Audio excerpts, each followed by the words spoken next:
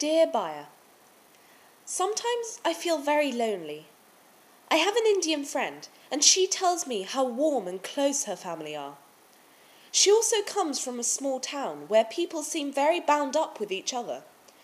I get the feeling that she's surrounded by a permanent group who care about her, whatever they are. Of course she complains. She says that she can't make any real decisions without asking her brothers, parents, and even cousins. She doesn't feel a free individual. She may even have to marry the person they choose, so there are disadvantages as well.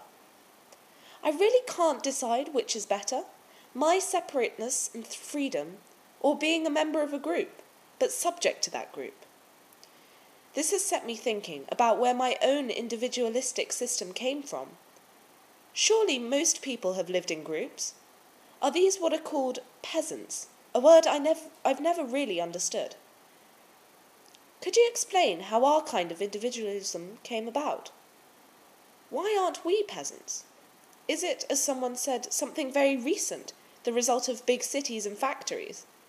Or is it, as others tell me, something that happened in the Renaissance, when great individual artists emerged?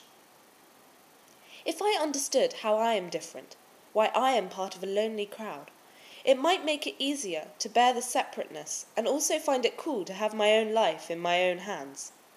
I know you've written books about this, and you often tell me of how your schools taught you to be a strong individual. You and I have always been close, so do explain this a little.